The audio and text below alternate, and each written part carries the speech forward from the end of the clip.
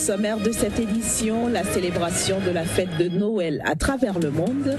Les festivités ont été émaillées de quelques actes de violence dans certaines villes. Les villes de Monda et Mounana au sud-est du Gabon sont inaccessibles depuis quelques jours. Nous ferons le constat avec notre correspondant Paul Abugundila.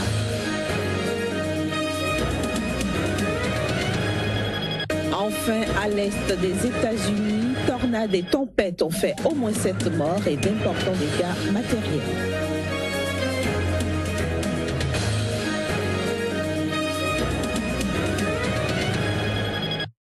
Joyeux Noël à toutes et à tous et bienvenue dans cette nouvelle édition de l'information que nous démarrons justement avec les images de la célébration de la Nativité à Bethléem, lieu de naissance du Christ. Selon la tradition, eh bien, les chrétiens ont fêté, mais aussi au Vatican et à Damas.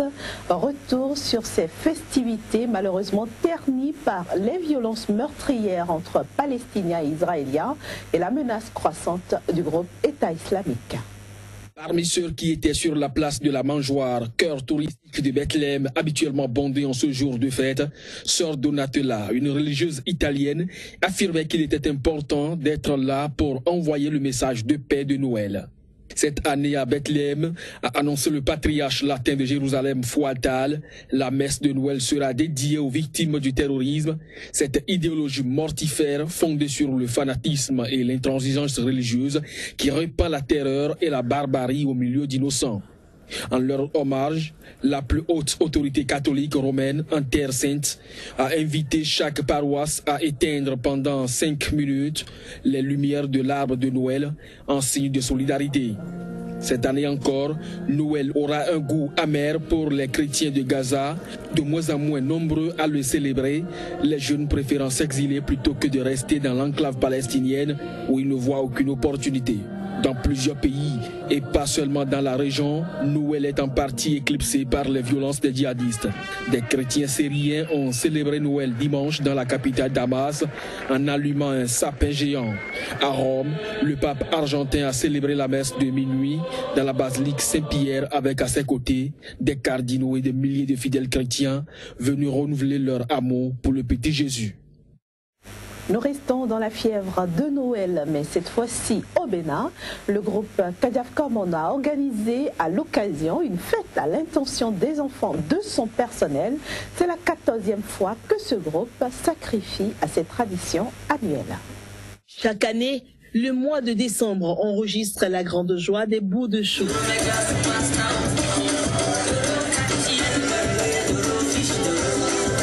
À l'approche de Noël, la fièvre monte.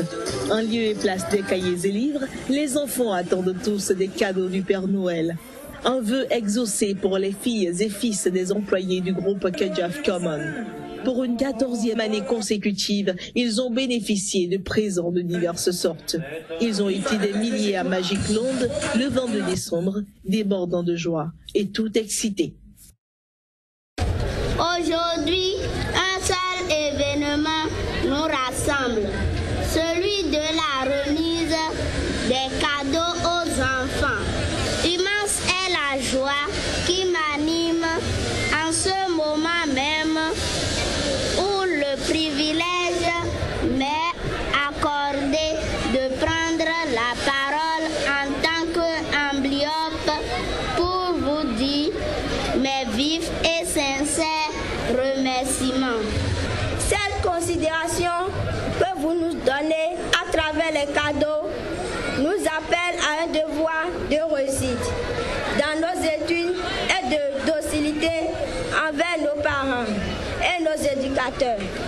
L'euphorie totale, une journée de bonheur rendue possible par le couple Sébastien Germain et Ida Ajavon.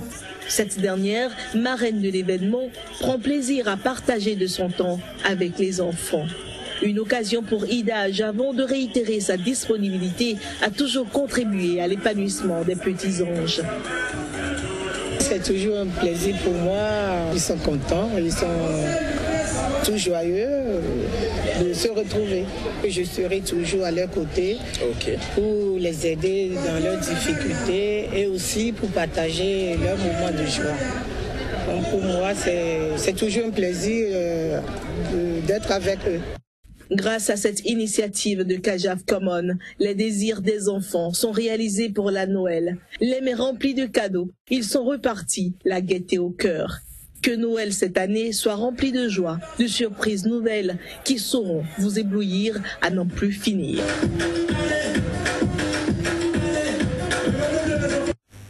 Direction maintenant le Malawi où les musulmans ont, eux, célébré la naissance du prophète Mohamed, une célébration qui coïncide avec les festivités de la naissance de Jésus-Christ cette année, également reconnu en tant que prophète dans l'islam. Asseyez-vous, rassemblez-vous et résolvez vos différends. À travers l'histoire, toutes les guerres ont été combattues sans raison. Les croisades de jadis et ce que fait l'État islamique détournent le vrai message.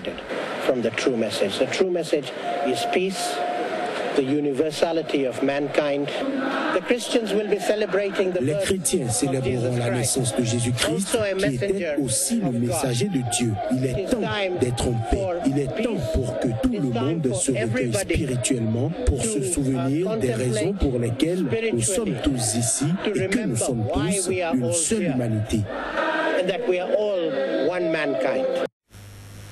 Toujours au Malawi, 63 fonctionnaires soupçonnés d'avoir détourné des fonds de l'aide humanitaire américaine destinés à la lutte contre le sida ont été suspendus.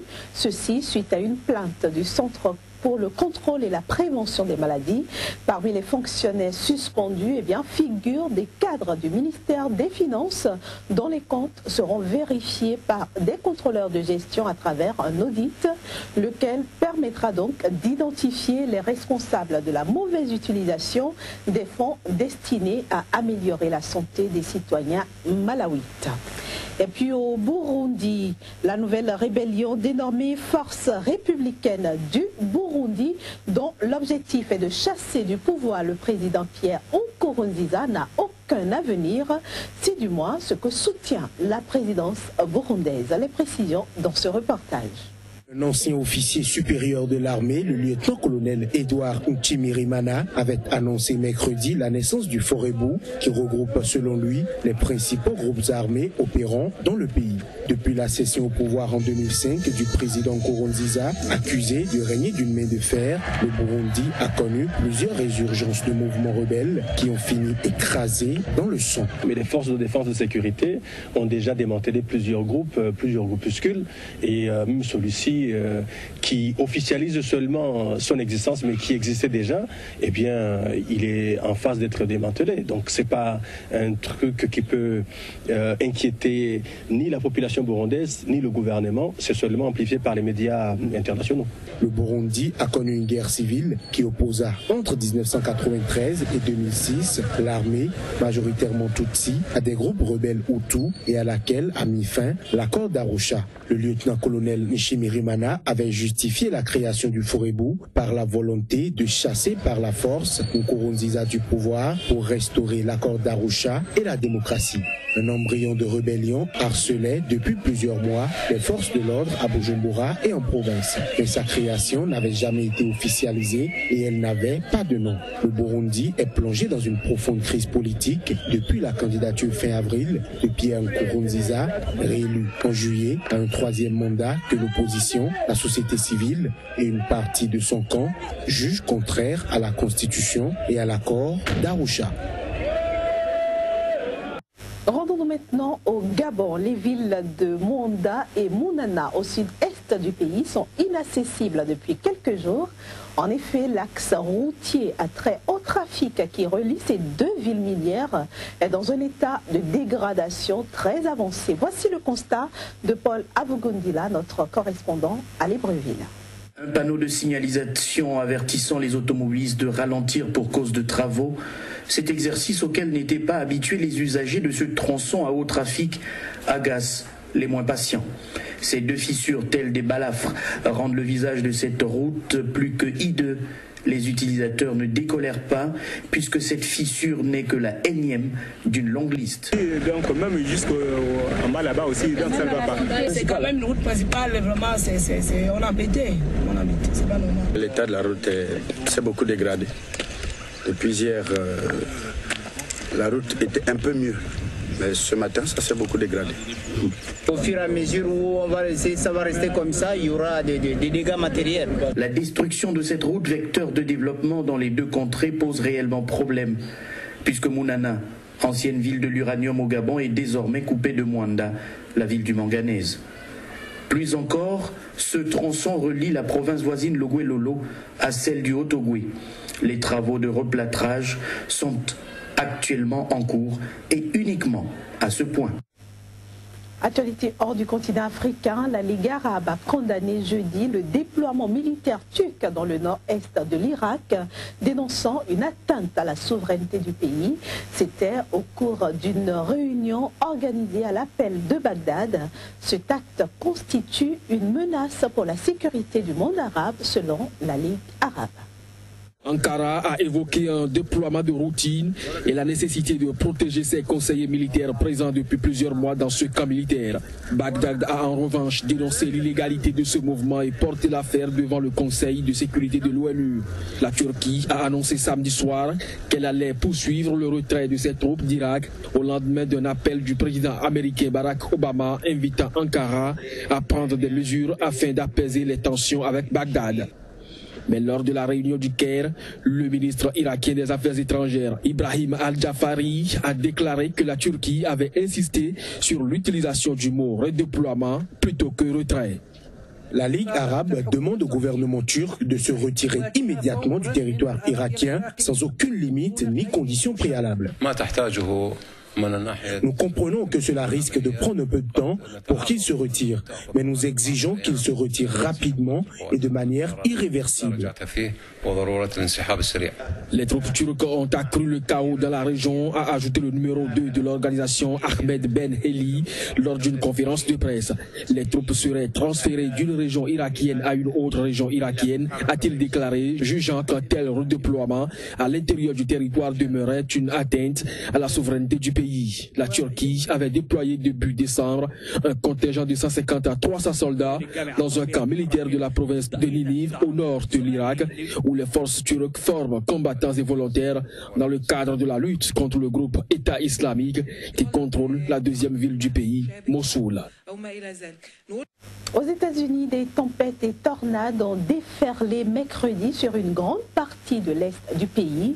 L'incident a causé de nombreux dégâts matériels et fait au moins 7 morts et des dizaines de blessés.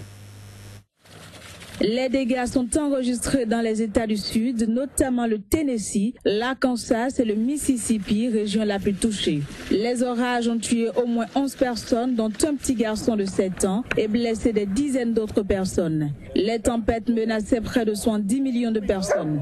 Les tornades sont fréquentes dans le Mississippi, le Tennessee et l'Arkansas, notamment au printemps, mais elles sont rares à cette période de l'année. Jusqu'ici, les autorités locales n'ont pu confirmer si tout danger était écarté, puisque d'autres fortes tornades menacent encore le Tennessee, l'Alabama, le Kentucky ainsi que le Mississippi. Elles ont lancé des dizaines d'alertes. La série de tornades a détruit de nombreuses habitations et balayé plusieurs États. Elles résultent des conditions météo. Les températures particulièrement douces qui ont contribué à leur formation baignaient aussi la côte Est. Des températures élevées ont été enregistrées jusqu'au Canada, avec plus 21 degrés Celsius à Saint-Anissé au Québec, tandis que dans l'est des États-Unis, en Virginie, le port de Norfolk a enregistré un autre record avec 28 degrés Celsius. Voilà, c'est sur ces images que nous mettons un terme